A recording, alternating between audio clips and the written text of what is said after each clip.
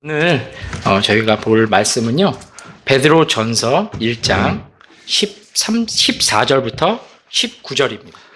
순종하는 자녀들로서 너희가 무지 속에서 쫓던 이전의 정욕들에 따라 너희 자신을 맞추지 말라.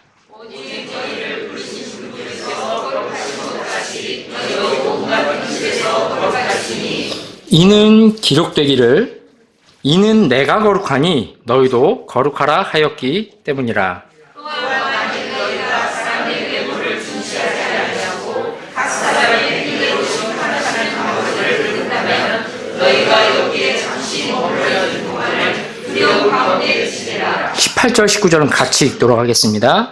이는 너희가 아는 것과 같이 너희 조상들로부터 전통으로 물려받은 너희의 헛된 행실에서 너희가 구속받은 것은 은이나 금같이 썩어질 것들로 된 것이 아니요 오직 흠도 없고 점도 없는 어린 양의 피 같은 그리스도의 보배로운 피로 된 것이기 때문이라. 오늘은 크게 두 가지로 말씀드리려고 합니다.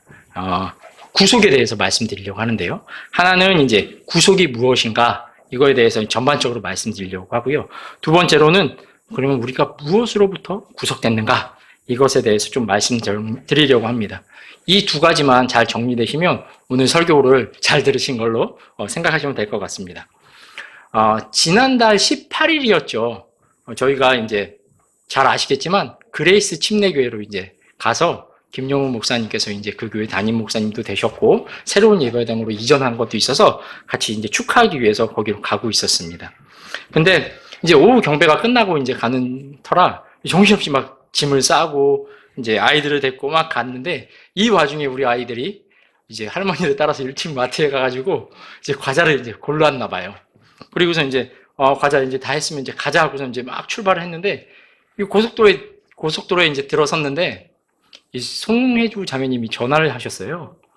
그러더니 마트에서 전화가 왔다는 거예요. 무슨 일로 전화가 왔느냐라고 물으니까 저희 아이 중에 한 명이 양갱을 가지고 샀는데 계산을 안 하고 갔다는 거예요. 그래가지고 이제 당황을 했다가 가만히 생각해 보니까 이게 제가 3명 중에 1명입니다. 이름은 밝히지 않겠지만 이렇게 어이가 없는 일을 하지 않을 텐데 생각이 들어서 가만히 생각해 보니까 우리 교회 또 막내였다가 지금 막내 타이틀 내준 예나가 이렇게 뭘 이렇게 저한테 이렇게 탁 하나 줬었어요. 양갱이었거든요. 그래서 제가 이제 아이한테 먹으라고 줬는데 아마 그거를 이렇게 꼽아놓은 것 같더라고요. 그래서 그 상황을 이렇게 송자매님께 설명을 하고 딱 얘기를 했어요. 근데 제가 생각했던 것보다 이 마트에서 좀 심각하게 생각했었나 봐요. 그래가지고 CCTV를 돌려봤다고 하더라고요. 근데 다행히 엘리베이터에서 딱 내리는데 아이 주머니에 양갱이 딱 꼽혀 있었던 거예요. 그래가지고 이제 해결이 됐다 이렇게 얘기를 했습니다. 그리고 이제 이 자리를 빌어서 송혜주 자매님께 감사한 것은 좀 강하게 좀 얘기하신 것 같아요. 우리 애들이 그럴 리가 없다 이렇게 말씀해 주신 것 같아서 감사하고 오해가 잘 풀리게 돼서 다행으로 생각했습니다. 근데 만약에 진짜로 저희 아이가 이제 그걸 계산 안 하고 나갔다면 제가 어떻게 했을까요? 마트에서 이제 전화하면서 저희 계좌번호 좀 불러주세요. 제가 직접 가진 못하지만 값을 치르겠습니다. 이렇게 얘기해야 됐겠죠? 네. 그리고 저희 아이는 어떻게 됐을까요? 집에 가서 그날 그 값을 또 치러야 됐을 겁니다. 혼났겠죠. 네, 오늘 보는 본문도요, 이같이 값을 치르는 문제를 다루고 있습니다. 그 단어가 뭐죠? 바로 구속. 네, 구속했다라는 말로 표현되고 있습니다. 네, 이 구속됐다는 말은요, 이 철컹철컹 이거 됐다는 말은 아닙니다. 우리 어린이들, 학생들이 헷갈리면 안 됩니다. 철컹철컹해서 어디 구속됐다는 말이 아니고요, 전쟁에서 나온 용어예요. 전쟁터에서 어떤 사람들은 죽기도 하고요. 또 어떤 사람들은 포로가 되기도 합니다. 그럼 이 포로가 된 사람들 중에 좀 값어치 있는 사람들이 있죠. 예를 들어 한 왕국의 왕이에요. 그럼 이 포로를 딱 잡아가지고 실제로 영국에서는 그런 일이 있었다고 하더라고요. 그 왕의 몸값을 요구하는 거예요. 그러면 어떻게 됩니까? 이 돈을 다 모아서 그 몸값을 딱 지불하면 이제 그 사람은 어떻게 될까요? 풀려나는 거죠. 자유롭게 되는 거죠. 그래서 이 구속은요, 어떤 노예를 해방시키기 위해 혹은 전쟁 포로를 자유롭게 하기 위해, 데려오기 위해 치르는 값을 의미합니다.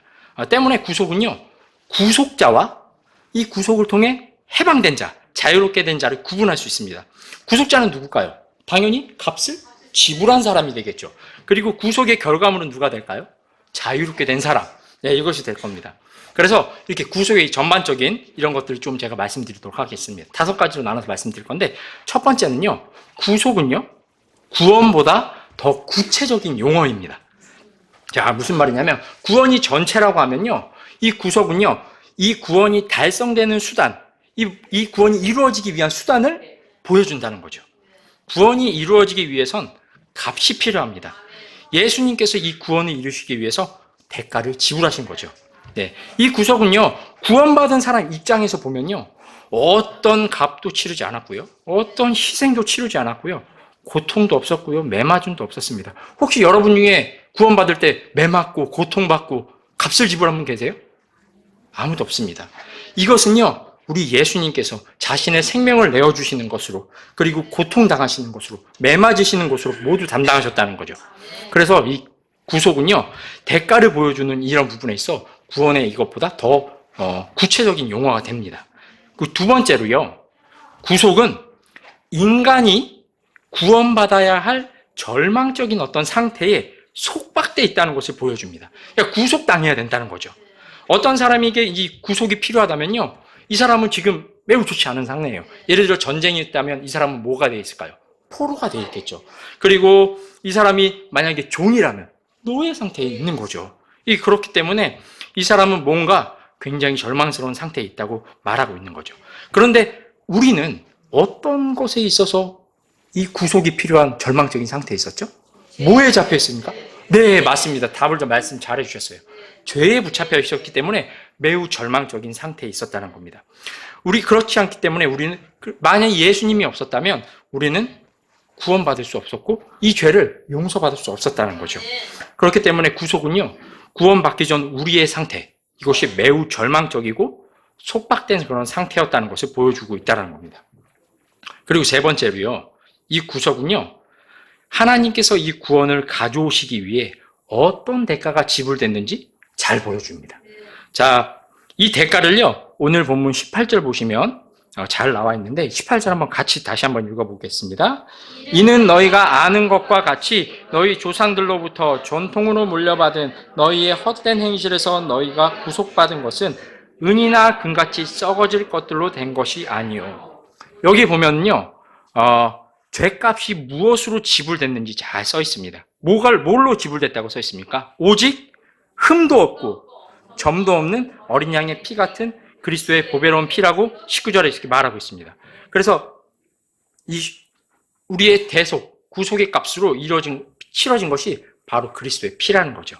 그래서 이 구속이 우리에게 주어졌기 때문에 우리가 구원받을 때는 어땠습니까? 믿음을 통해 은혜로 값없이 주어지게 된 거죠. 근데 이 은혜로 값없이 주어진 이 구원은요, 사실 따지고 보면 값이 안 치러진 게 아닙니다. 톡톡히 값이 치러진 겁니다. 예수님께서 단 1원도 빠짐없이 다 지불하신 거죠. 바로 자신의 생명으로 지불하셨다는 겁니다. 그리고 이 구속이 이루어진 이 대가를 생각해 보면 좀 좋겠는데, 여기에 주목해 보신다면, 자, 이 구속은요, 세상에서 널리 통용되고 있는 그런 것들로 지불되지 않았습니다. 예를 들어서 금으로 됐나요? 은으로 됐나요? 어떤 다이아몬드나 돈, 요즘에 막 천정부지로 뭐 치솟은 비트코인 이런 것도 있던데, 뭐 이런 것들로 지불된 거 아니라는 거죠. 이 구속의 값은요, 아주 독특한 걸로 치러졌습니다. 바로 뭐죠? 예수님의 피라는 거죠. 근데 만약에 이 대속이 우리가 널리 사용되고 통용되고 있는 그런 것들로 치러졌다면 이건 목적이 분명합니다. 이걸 통해 누군가가 굉장히 한몫 챙기게 된다는 거죠. 네, 하지만 우리의 구원은요, 우리의 구속은 그런 것들로 가지고 이루어지지 않았습니다. 바로 죄를 용서하기 위해 이루어진 것이기 때문에 그렇다는 거죠. 죄를 용서받기 위해서 이런 금이나 음이나 이런 물질적인 것들, 이 세상에서 구할 수 있는 것들은요, 어떤 가치도 효용도 없다라는 것입니다. 그래서 구속의 값은 오로지 예수님의 피를 통해서만 이루어져야 됐습니다. 이 목적은, 이것은 그 목적이 매우 특별하다는 걸 우리에게 보여줘요. 그렇죠? 이 구속이 만약 죄를 위한 것, 하나님께서 죄를 해결하시기 위한 것이 아니었다면 우리가 알고 있고 널리 통용되고 값어치 있다 여겨지는 것으로 치러졌을 거란 거죠. 하지만 이 구속은요, 죄를 위한 희생, 대가가 치러진 것이기 때문에 하나님께서 자신의 생명, 자신의 피로 이것을 지불하신 것이라는 것입니다.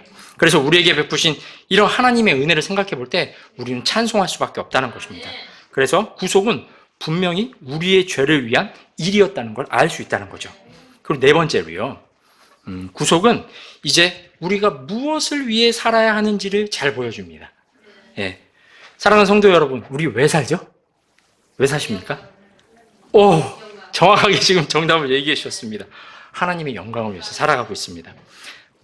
물론 어려움도 있죠. 하지만 어려움만 있다고 하시면 또 거짓말입니다. 예, 좋은 일도 있습니다. 예, 근데 이걸 가지고 이제 세상 사람들한테 물어보면 참으로 어려운 질문이죠. 여러 가지 다양한 답변이 나올 겁니다. 뭐 나는 가족을 위해서 산다. 나는 뭐 돈을 위해서 산다. 나는 뭐 내가 좋아하는 뭐 수집품 같은 이런 것들을 위해서 산다. 아마 여러 가지 답변이 나올 수 있다라는 거죠. 근데 이 구원받은 사람들에게서는 동일한 대답을 찾을 수 있는데요. 그게 뭡니까? 바로 방금 대답하셨죠. 영광. 하나님께 돌려드릴 영광을 위해서 살아간다는 것입니다. 그래서 여러 가지 힘들고 좀 어려운 상황 가운데 있을지라도 거기에서 우리가 믿음으로 답을 써내려가는 그 이유는요. 바로 하나님의 영광을 위해 살아갈 수 있는 존재가 됐기 때문이라는 거죠. 예, 그래서 우리가 무엇을 위해 살아야 되는지 보여주고 있습니다. 이제 구속받은 성도는요, 하나님의 영광을 위해서 살아가는데 예수 그리스도라는 나무에 접붙임돼서 그분을 통해서 풍성한 열매를 맺고 그 열매로 누구에게 영광 돌리게 합니까? 하나님께 영광 돌리게 하는 삶을 추구하면서 살아가게 만든다는 거죠.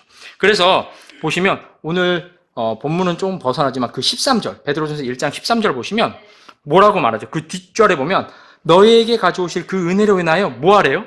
끝까지 소망하라 라고 격려하고 있다는 거죠. 또 이 구속받은 성도는요, 끝까지 소망할 수 있을 뿐만 아니라 15절 보시면 오직 너희를 부르시면 그분께서 거룩하신 것 같이 너희도 온갖 행실에서 뭐래요? 거룩하라 라고 말하고 있어요. 또 우리가 끝까지 소망할 수도 있고 또 거룩하게 살아갈 수도 있다라고 말하고 있다는 거죠. 왜 그럴까요? 성령님께서 자꾸 우리를 누구에게로 인도하기 때문일까요? 하나님께로, 그리스도께로 향하게 하기 때문에 그렇습니다. 그리스도께서 우리를 구속하셨죠? 그리고 그분은 어떠세요? 하나님만큼 거룩하신 분이세요. 그러니까 우리가 그리스도와 가까워지면 가까워질수록 거룩한 삶을 추구하게 된다는 거죠. 그래서 그리스도와의 교제가 깊어질수록 그리스도를 알아갈수록 거룩한 삶을 추구하게 만든다는 것입니다. 물론 이 일에서 우리가 잦은 실패를 경험하긴 합니다. 그러나 구원받은 성도의 태도는 일괄적이라는 거죠. 우리가 비록 실패할지라도 나침반이 어떤 걸 가로막고 있다가 탁 치우면 어디를 향할까요? 북쪽을 향하게 되죠. 북쪽을 향하게 되는 것처럼 우리도 어떤 상황과 짓눌리는 어떤 어려움 때문에 주님을 향하는 이런 것들이 약간 어려움으로 처하게 될 수도 있지만 그 어려운 것들이 치워지는 순간 우리는 반드시 누구를 향하게 하는 거예요? 예수님께로 향하게 만든다는 거죠. 네, 가장 거룩하신 분이 가장 올바른 길로 우리를 이끄시기 때문입니다. 그리고 이 구속받은 성도는요, 뿐만 아니라 17절 한번 보실래요? 17절 보시면은 누구를 두려워하면서 살아가라고 말합니다. 하나님을 두려워하며 두려움 가운데 살아가라고 말합니다. 여기 오해하시면 안 됩니다. 여기서 두려움은요, 무서움에 벌벌 떠는 그런 두려움이 아닙니다. 존재가 다르신 분을 볼 때에 최고의 경외, 그리고 최고의 존중, 최고의 존경에서 나오는 그런 두려움이라는 거죠. 그래서 성도의 삶에서는 이런 세 가지 측면, 소망 갖는 것, 그리고 두려움 없이 두려움을 가지고 살아가는 것, 또 거룩함을 가지고 살아가는 것, 이런 것들을 통해 하나님께 영광 돌려드릴 수 있다는 것을 정리해 볼 수 있다는 겁니다. 자, 그리고 이제 다섯 번째로 이제 마지막이 될 텐데, 이 구속의 모형, 베드로가 지금 이것을 적고 있지 않습니까? 그럼 베드로는 이것을 적으면서 어디를 보면서 이 구속의 이런 의미를 생각하면서 이걸 적게 되었을까 생각해 보면 우리는 출애굽기 12장에서 그 답을 찾을 수 있을 것 같습니다. 왜냐하면 출애굽기 12장 보면 뭐가 나오죠? 유월절 어린 양의 피가 나오거든요. 우리 같이 한번 출애굽기 12장으로 한번 가보겠습니다. 출애굽기 12장입니다. 출애굽기 12장으로 가면 이제 유월절을 제정하심이라고 하면서 저희 소제목이 달려있죠. 네. 출애굽기 12장 한번 3절 보겠습니다. 3절. 자, 3절 보시면 한번 같이 읽어볼까요? 너희는 이스라엘에 온 회중에게 말하여 이르기를 이달 10일에 그들이 자기를 위해 각 사람이 어린 양을 취하되 자기 조상들의 집에 따라 한 집에 어린 양 한 마리를 취할지니라. 자, 이 출애굽기 배경을 잠깐 이 부분이 나온 부분을 설명해 드리면, 이제 이스라엘이 이집트에 9가지 재앙이 딱 내려졌어요. 근데 이 이집트의 왕 파라오가 어땠습니까? 이스라엘을 내보내주나요? 안 보내줍니다. 목이 여전히 뻣뻣합니다. 안 내보내주고 있습니다. 그래서 주님께서 마지막 재앙을 딱 준비하셨어요. 그게 뭐였죠? 장자들이 죽는 겁니다. 근데 그 장자들이 죽을 때 이제 하나님께서 이제 이스라엘 백성에게 어떻게 하시죠? 보호하시죠. 그들 보호하십니다. 그래서 이 이집트의 사람들은 어린 양을 준비하지 못하는 동안 이제 이스라엘 사람들은 어린 양을 준비하죠. 이제 유월절 사건이 되면요, 이스라엘 사람들은 이제 미래의 일이 되겠지만 자유를 얻게 될 겁니다. 그리고 이집트 사람들은 장자들을 모두 잃게 될 거라는 거죠. 예. 자신을 대신할 생명을 찾지 못한 사람도 이와 동일한 심판을 맞이하게 될 수 있습니다. 구속의 원리를 보여주고 있죠. 이 세상에서는 결코 찾을 수 없는 구속의 값을 치러하기 때문입니다. 그래서 아직도 이 자리에요, 혹시 예수님을 내 개인의 구세주로 받아들이시지 않은 분이 계시다면 오늘 넘기지 마시고 반드시 예수님을 구원자로 모셔드리시기 바랍니다. 그런데요, 이 구속할 양, 값을 치를 양을 준비할 때 아무 양이나 준비하나요? 아무 염소나 준비하나요? 아닙니다. 조건이 있죠. 12장 5절 볼까요? 5절 보면 어떤 조건이 있습니까? 너희 어린 양은 흠이 없고 1년 된 수컷이어야 하리라. 너희는 그것을 양이나 염소 중에서 취하라. 예, 1년 된 순양이어야 된다는 거죠. 그리고 흠이 없어야 된다라고 말하고 있어요. 베드로도 지금 얘기했죠. 흠이 없고 점도 없는. 이런 것들을 볼 때 베드로도 이런 부분을 생각하면서 이것이 적지 않았을까? 우리가 생각해 볼 수 있다는 거죠. 그리고요, 이 양을 잡는 그 당일날 준비하나요? 아니에요. 10일날 준비해요. 그리고요, 같은 달 14일까지 이것을 간직을 합니다. 네. 그리고 7절 보시면 이제 뭐라고 나옵니까? 그들이 그 피를 취하여 그것의 양을 먹을 집에 양 옆 기둥과 위에 있는 문 인방에 뿌려지니라, 이렇게 말하고 있습니다. 어린 양을 잡고 피가 나오죠. 그 피를 버리는 게 아니에요. 이 피가 중요합니다. 이 피를 가지고 와서 이제 찍어 바르는 거예요. 양쪽에 기둥과 문 인방 위에 바른다는 거죠. 그래서 이것은 13절이 제일 중요하겠죠? 13절, 12장 13절 한번 볼게요. 그 피가 너희 집에 있는 집들 위에서 너희를 위한 뭐가 된대요? 표가 되게 할지니라. 내가 그 피를 볼 때에 너희를 넘어가리니 내가 이집트 땅을 칠 때에 그 재앙이 너희 위에 임하여 너희를 멸하지 아니하리라. 예, 이 피가 없으면 재앙이 들이닥칩니다. 그러나 피를 통해 그 집의 표를 삼은 집은요, 그 집에 있는 생명, 바로 그 집의 장자, 그 장자의 생명이 끊어지지 않습니다. 요약하면요, 어린 양이 장자의 생명을 사는 대가가 됩니다. 그렇죠? 그리고 어린 양이 장자를 대신해서 죽게 됩니다. 그 구속의 대가인 어린 양이 희생돼서 장자는 생명을 얻고 살게 된다는 거죠. 이날 저녁에 이제 유월절 딱 됐을 때 이스라엘 그 양 잡는 가정들의 모습이 어땠을까요? 니산 원이 딱 됐습니다. 제가 찾아보니까 유대인 달력을 찾아보니까 우리가 지금 보는 달력으로 4월 9일이 니산월, 그러니까 유대인들 1월이 시작되더라고요. 4월 9일이 이제 시작되고 4월 18일이 되면 이제 열흘째 되는 날이에요. 근데 그때 이제 그리고 22일이 되면 유월절이 되는 거죠. 그러니까 18일 날 양을 간직했다가 22일에 잡게 되는 거죠. 자, 이제 유월절이 되면 이제 어떻게 됩니까? 10일이 됐어요. 그러면은 이제 아버지가 아주 좋은 어린 양을 구해와요. 자, 여기저기서 아니면 고센 땅에서 이스라엘 민족들은 양을 쳤으니까 아마 자기가 갖고 있는 양에서 혹은 염소에서 골라왔을 수도 있습니다. 하여튼 어떤 경로로 이 양을 구하게 될지 모르지만 아주 이 양을 구할 때 아버지가 고르고 또 고르고 이거 얘인가 쟤일까 또 골랐을 거예요. 왜 그랬을까요? 흠이 없어야 되니까요. 이거 잘못 골랐다가 어떻게 될 수 있습니까? 장자가 죽을 수도 있잖아요. 그러니 얼마나 고민하면서 골랐겠습니까? 그리고 그 집에 이제 어린 양을 들고 아버지가 딱 돌아옵니다. 그러다가 첫째 아들이랑 딱 눈이 마주친 거예요. 첫째 아들이 물어봤겠죠. 아버지, 그 양이 혹시 유월절 어린 양인가요? 물어봤겠죠. 아버지가 뭐라 대답합니까? 그래, 아들아, 이게 유월절 어린 양이란다. 하나님께서 말씀하셨어. 이곳에 이것에 피를 볼 때 우리를 넘어간다고 하셨으니까 그 약속을 믿자. 걱정하지 마라. 이 양이 죽고 넌 살게 될 거야. 이렇게 말해주는 거예요. 그리고 이제 그 양은요, 이 집에서 그 가족들과 함께 시간을 좀 보냅니다. 그리고 14일이 되자 드디어 그 양을 다 잡았습니다. 그리고 피를 어떻게 했을까요? 대야에 담았겠죠.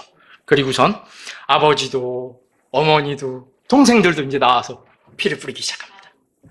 그리고 동생들이 와서 형한테 얘기해요. 형, 걱정하지 마. 우리가 집 앞에 피 다 뿌렸어. 하나님이 이 피 보면 우리를 안전하게 보호해 주시고 죽지 않게 한대. 그러니까 형, 걱정 마. 우리가 엄청 많이 뿌렸다?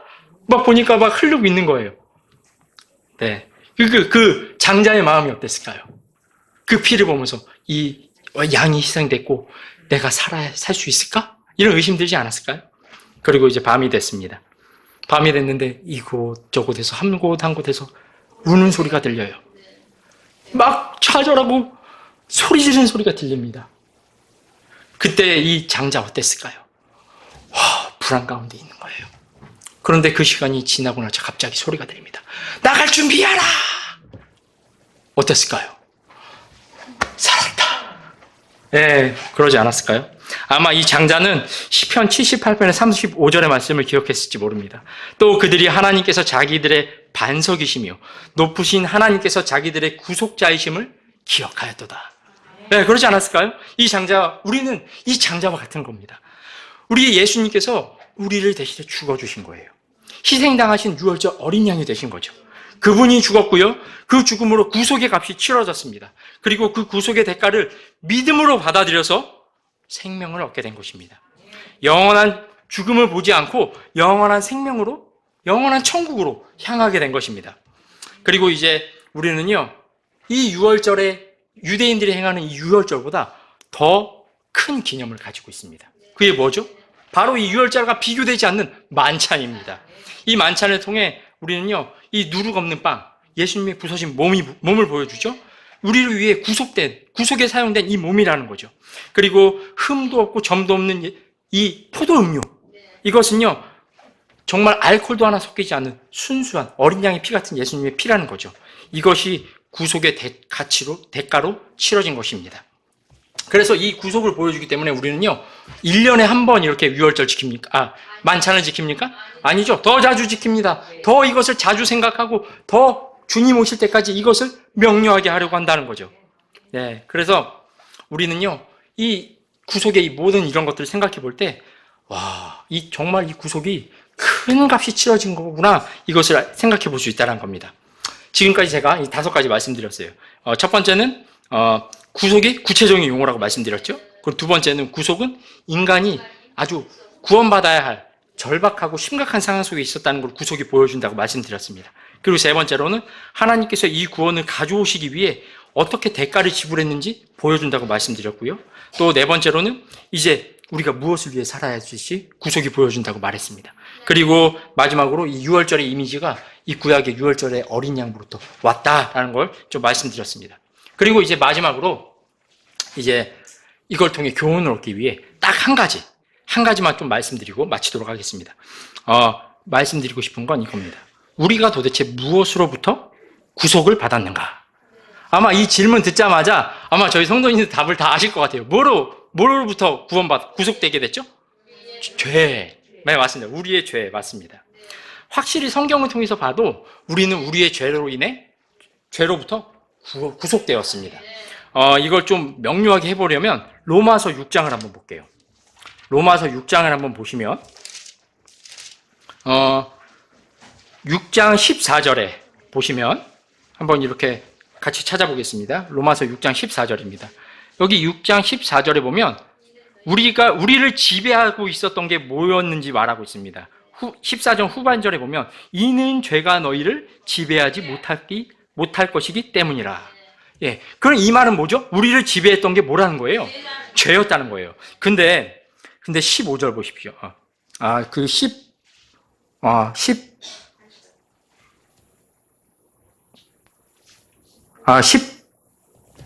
잠시만, 15절 보십시오. 죄송합니다. 15절 보시면, 그런즉 어찌하리요? 우리가 율법 아래 있지 아니하고 어디 아래 있게 됐대요? 이제 은혜 아래 있게 됐대요. 죄 아래에 있다가 어디로 넘어갔습니까? 은혜로 넘어간 거예요. 또 17절에 보시면 너희가 뭐의 종들이었다라고 말하고 있습니까? 죄의 종이었다고 말하고 있습니다. 죄의 종이었는데 우리가 이제 18절의 말씀처럼 죄로부터 해방되어 누구의 종이 되었대요? 의의 종이 되었다라고 말하고 있습니다. 또 21절 보십시오. 우리가 죄 아래에 있을 때 구원받기 전에는 무슨 열매를 얻었죠? 사망이라는 열매를 얻었습니다. 근데 23절 보십시오. 22절부터 읽어볼까요? 그러나 이제 너희가 죄로부터 해방되고 하나님의 종이 되어 거룩함에 이르는 너희의 열매를 얻었으니 그 끝은 영존하는 생명이니. 23절까지요. 이는 죄의 싹은 사망이나 하나님의 선물은 예수 그리스도 우리를 주를 통한 영원한 생명이기 때문이라. 예전에는 죄의 노예였습니다. 죄 아래에 있었습니다. 그러나 이제 은혜 아래 오게 됐습니다. 또 죄의 종이었지만 이제는 의의 종이 됐습니다. 또 이전에는 사망이란 열매밖에 없었어요. 그런데 이제 우리에게 영원한 생명이란 열매, 여기로 오게 만들었다는 겁니다. 확실히 성경을 통해 볼 때 우리는요, 죄로부터 구속됐다는 걸 알 수 있습니다. 이거 더 확실히 하기 위해 3장으로 가볼까요? 로마서 3장 24절입니다. 로마서 3장 24절. 보시면 다 같이 한번 읽어볼까요? 그리스도 예수님 안에 있는 구속을 통해 하나님의 은혜로 값없이 의롭게 되었기 때문이라. 네, 확실히 우리는 죄로부터 구속됐고요. 그 은혜 아래 있게 되었고요. 또 이 말씀을 통해 볼 때, 정말로 확실하게 우리는 구속을 통해 구원받았다라는 것을 알 수 있다는 겁니다. 근데 이거 좀 더 제가 말씀드리고 싶은 게 있는데, 그 베드로전서 1장으로 한번 다시 넘어가 볼까요? 자, 베드로는요, 이 죄부터 구속받긴 했는데 좀 더 구체적으로 어떤 죄, 무슨 죄, 어떤 죄에서 우리가 구속받았는지 말하고 있습니다. 1장에서 보면 베드로는요, 사실 구원에 대해서 이렇게 설명하면서 시작을 합니다. 그리고 6절에 보면은 지금은 필요가 있어 시험을 통해 근심 중이지만 오히려 그 구원을 크게 기뻐한다고 말하면서 이렇게 구원에 대해서 말하고 있어요. 8절도 보시면 이루 말할 수 없는 기쁨으로 기뻐하는 이유를 9절에서처럼 혼의 구원 때문이다라고 말하고 있습니다. 그리고 이제 13절로 넘어온 거예요. 그리고 우선 구속의 측면에서 구원을 말하고 있는데 14절에 이 구속받을 때 이 죄의 특징을 하나 말하고 있습니다. 뭐냐면 바로 너희가 무지 속에서 쫓던 이전의 정욕이라고 말하고 있습니다. 14절을 통해서 알 수 있는 건 죄인의 특징. 죄인의 특징은요, 정욕을 따라 살아가고 있다는 겁니다. 정욕 속에 있다는 거죠. 이 정욕은요, 구원받지 못한 사람의 특징이라고 볼 수 있습니다. 사람들은요, 구원받지 못한 사람은 기본적으로 정욕에 의해 통제가 됩니다. 이 정욕이라는 단어를 그리스어로 찾아보면 이제 에피디미아라는 단어가 사용됐어요. 이것은요, 이제 충동 혹은 욕망 혹은 갈망 이런 의미를 가집니다. 그러니까 이 정욕은요, 마음속에 있는 강한 욕구, 강한 갈망, 어떤 욕망 이런 것의 기본 개념이 된다는 거죠. 그리고 이런 욕망의 성격을요, 데살로니가전서 4장에서는 좀 자세하게 정의하고 있는데 4장 5절에 보면 하나님을 모르는 이방인들의 욕정의 욕망으로 하지 말고, 이게 욕망이라는 단어가 나와요. 근데 이 단어가 지금 보여있는 정욕과 같은 단어가 사용이 돼요. 그러니까 이 그리스어로 이 욕망과 정욕이 같은 단어가 사용됐고요. 구원받지 못한 사람들은 악한 것에 대한 억제되지 않는 욕망이 사로잡혀 있다는 것을 우리가 생각해 볼 수 있다는 겁니다. 그리고 이것을요, 야고보서에서는요, 정욕이 사망까지 이르게 되는 단계를 설명하고 있는데요. 야고보서 1장 14절과 15절에 이렇게 적혀 있습니다. 제가 읽어드릴게요. 오직 모든 사람은 자기 자신의 정욕에 이끌려 유혹받을 때에 시험을 받느니라. 따라서 정욕이 잉태했을 때에 그것이 죄를 낳고, 죄는 그것이 이루어진 때에 사망을 낳느니라. 야고보서의 말씀을 통해 볼 때 정욕에 이끌려 유혹받을 때에 시험 받는다고 말하고 있습니다. 그리고 이 정욕이 이제 갈 때까지 가서 충만해지면 죄를 낳습니다. 그리고 죄는 이제 그것의 결과물로 사망을 낳는다라고 말하고 있습니다. 그러면 정욕이 죄인가요? 헷갈리죠. 오늘 아침에 열정 배운 거 기억나세요? 열정이 죄입니까? 아니었죠. 정욕 자체도 죄는 아닙니다. 하나님께서 우리에게 어떤 욕구, 갈망, 이런 욕망 같은 거 주시지 않았다면 우리가 열심을 내서 뭔가 나아갈 수 있었겠습니까? 없겠죠. 만약에 이 정욕이 없다면 악한 것에 대한 정욕도 없고 반대로 선한 것에 대한 정욕도 없겠죠. 그러니까 정욕이 문제는 아닙니다. 정욕 자체가 문제가 아니라는 거죠. 그래서 누가복음 22장 15절에 보면요, 이 같은 정욕이라는 단어가 어떻게 쓰였냐면 누가복음 22장 15절입니다. 그분께서 그들에게 이르시되 내가 고난받기 전에 너희와 함께 이 어린 양 유월절 먹기를 바라고 또 바랬다. 이렇게 바랬다고 이렇게 표현하시는 그 부분이 이 정욕과 같은 단어가 사용됐다는 거죠. 때문에 정욕 자체는 죄가 아닙니다. 중요한 것은요, 정욕이 무엇을 갈망하게 하느냐, 그것이 중요한 거란 거죠. 정욕이든 죄든, 정욕은요 죄이든 선이든 둘 중에 하나로 나아가게 하는 추진력과 같은 일을 하기 때문에 그렇습니다. 그런데 구원받지 못한 사람들의 거의 많은 것들이 이 육신에 이끌리기 때문에 정욕을 따라 걷게 되면 어떻게 될까요? 죄로 나아가게 되고요, 사망으로 나아가게 되는 겁니다. 그래서 예수님께서도 요한복음 8장 44절에서 너희는 너희 아비 곧 마귀에게서 났으니 너희 아비의 욕망, 여기서 이 욕망이 정욕과 같은 단어가 사용됐습니다. 욕망들을 너희도 행하고자 하느니라 라고 말하고 있다는 거죠. 사람이 정욕에 끌릴 때, 특별히 구원받지 못한 사람들이 많은 부분에 있어서 이 사악한 욕망, 사악한 정욕을 행하려고 한다는 것을 우리가 알 수 있습니다. 그리고요, 이 사악한 정욕, 욕망, 이것과 짝을 이룰 수 있는 것이 하나 더 있는데 제가 말씀드리겠습니다. 바로 창세기 6장입니다. 창세기 6장으로 잠깐 넘어가 보겠습니다. 창세기 6장 5절입니다. 이 정욕과 짝을 이룰 수 있는 것 하나 보려고 합니다. 창세기 6장 5절입니다. 잘 아시고 계신 것처럼 이제 창세기 6장 5절 가면 이제 하나님께서 이제 심판해야겠다라는 부분이 나와요. 근데 6장 5절 보시면 특별히요, 한번 읽어보겠습니다. 하나님께서 사람의 사악함이 땅에서 커지고 또 그의 마음에서 나오는 생각의 모든 상상이 항상 악할 뿐임을 보셨더라. 여기 창세기 6장 5절은요, 특별히 킹제임스 성경이 보여주는 죄인의 특징을 보여주고 있어요. 그것은요, 마음에서 나오는 생각의 모든 상상이 항상 악했다라고 말하고 있습니다. 바로 상상입니다. 킹제임스 성경은요, 유일하게 이 개역 성경 이 부분 계획으로 바뀌어 있더라고요. 우리가 죄인이었을 때에, 우리가 구원받지 못했을 때에, 그러니까 하나님께서 심판하실 수밖에 없었을 때에, 바로 그때의 우리의 상상이 매우 악했다고 말씀하시고 있는 거예요. 결론적으로 이 창세기 6장 5절을 볼 때 이 악한 마음에서 나오는 상상은요, 하나님의 인내하심의 종집으로 짓겠습니다. 그리고 인류를요, 파멸로, 심판으로 내몰았다는 것입니다. 이 사람들의 악한 마음에서 나오는 상상은요, 사실 예레미야서에 보면 여러 번 그 내용이 언급되고 있습니다. 좀 내용이 많아서 제가 좀 읽어드릴게요. 예레미야 3장 17절입니다. 그때에 그들이 예루살렘을 주의 왕자라 부를 것이요 모든 민족들이 그곳으로 모이리니 곧 주의 이름을 향하여 예루살렘으로 모이고 다시는 자기들의 악한 마음이 상상하는 대로 걷지 아니하리라. 이제 주님께로 나아오는 일이 있다는 거예요. 언젠가 그때가 오면 사람들이 악한 상상, 자기 악한 마음이 상상하는 대로 걷지 않을 거다라고 말하고 있습니다. 예레미야 7장 24절에도요. 그러나 그들이 경청하지 아니하고 그들의 귀를 기울이지도 아니하였으며 오히려 자기들의 악한 마음이 꾀하고 상상하는 대로 걸으며 뒤로 물러가고 앞으로 나아가지 아니하였도다. 이 악한 상상이 있으니까 하나님 앞에 볼 때 뒤로 물걸음질 치는 것처럼 보이게 만들었다는 거죠. 또 예레미야 9장 14절입니다. 도리어 자기들의 마음의 상상과 자기 조상들이 그렇게 가르쳤던 바알림을 따랐기 때문이라. 자기 마음의 상상에서 볼 때 바알림을 따르는 게 어떤 거예요? 즐거운 거예요. 아주 아름다워 보이는 거예요. 멋있어 보이는 거예요. 악한 상상이. 또 예레미야 11장 8절에 보면요. 그럼에도 그들이 순종하지 아니하고 그들의 귀를 기울이지도 아니하였으며 도리어 각자 자기들의 악한 마음이 상상하는 대로 걸었느니라.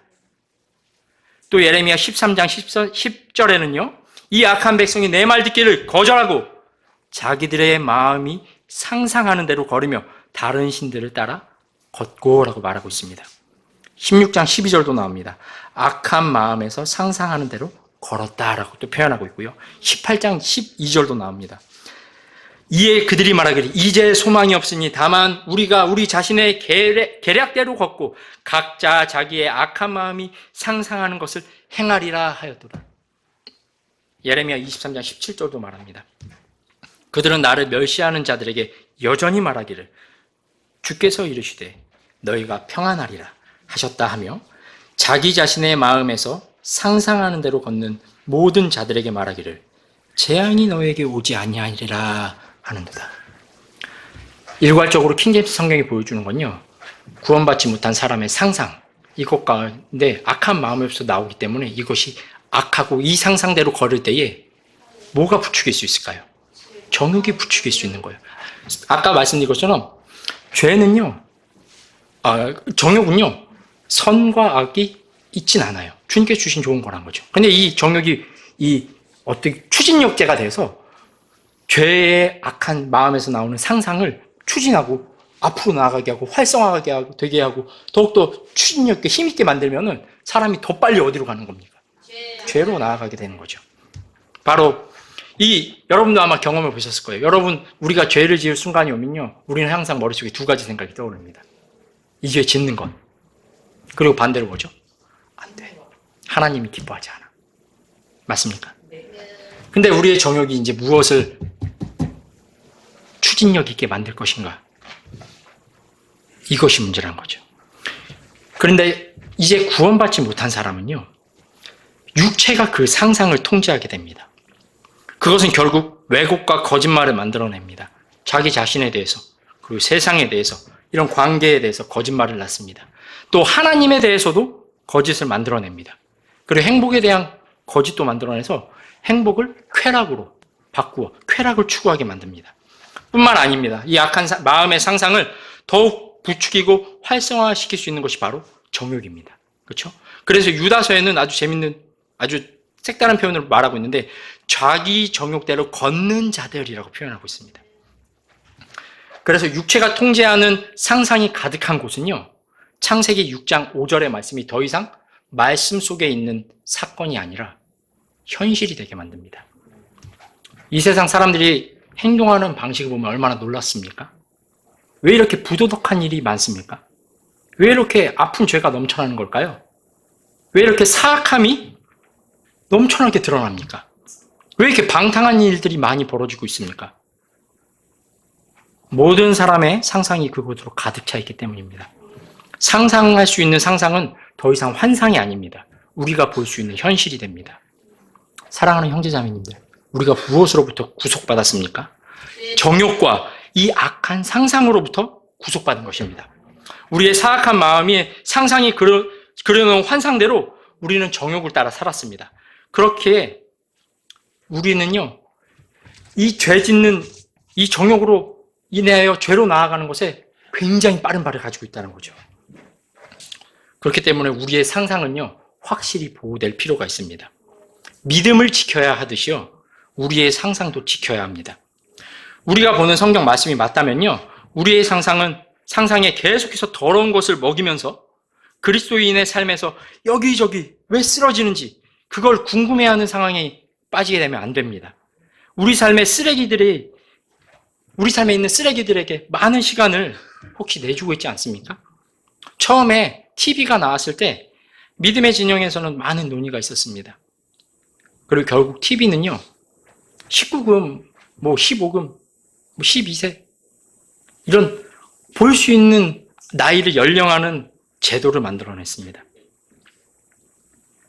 이제는 더욱 극심해졌습니다. 손안의 스마트폰으로 자유롭게 원하는 것을 볼 수 있게 됐습니다. 통제만 할 수 있다면 무엇이 문제가 되겠습니까?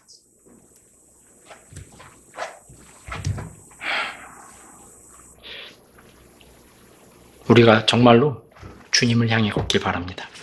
그리고 이제 마지막으로 끝까지 소망할 수 있는 이유를 좀 말씀드리고자 합니다. 우리의 정욕이, 아까 구원받지 못한 사람은 육체가 정욕을 통제하게 된다고 했어요. 상상을 통제하게 된다고 했어요. 근데 우리의 정욕과 상상은요, 구원받은 사람에겐요, 성령님을 의해서 통제될 수 있다는 것입니다. 이거 역대기상 말씀 보고 마치도록 하겠습니다. 역대기상 29장입니다. 역대기상 29장입니다. 이 역대기상 29장은요, 이제 솔로몬이 성전을 지었어요. 그리고 이제 봉헌하는데, 이제 다윗이 감사의 기도를 드리는 부분입니다. 29장 10절을 한번 보겠습니다. 역대상 29장 10절입니다. 제가 같이 한번 읽어볼까요? 역대기상 29장 10절입니다. 그런즉 다윗이 온 회중 앞에서 주를 찬송하더라. 다윗이 이르되 우리 조상 이스라엘의 주 하나님이여 주께서는 영원 무궁토록 찬송을 받으시옵소서.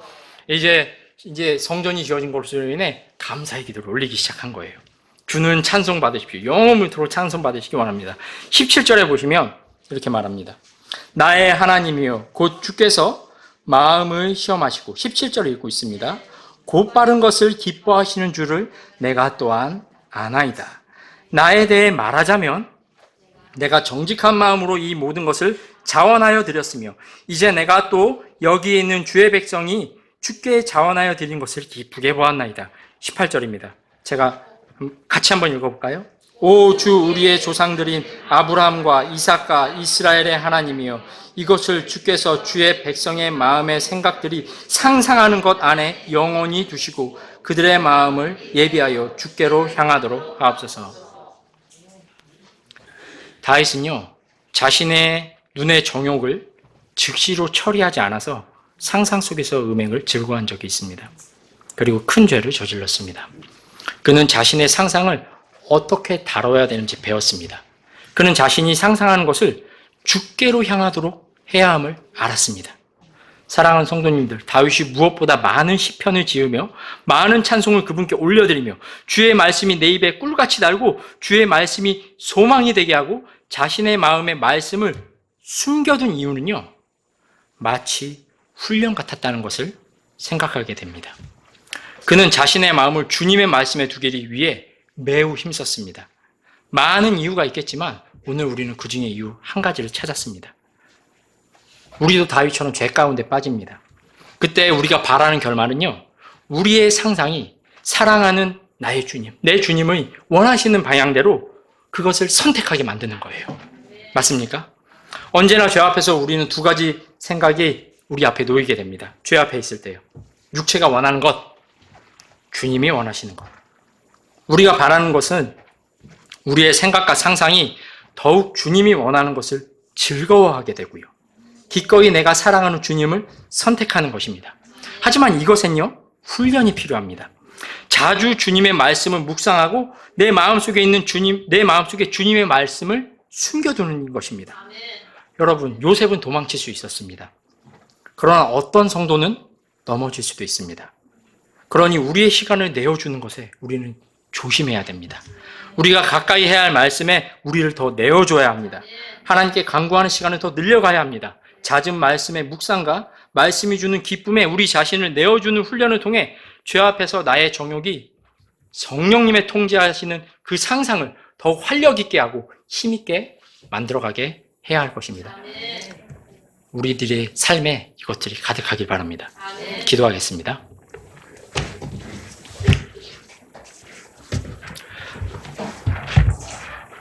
이제 기도하는 시간을 저희가 좀 가지려고 합니다.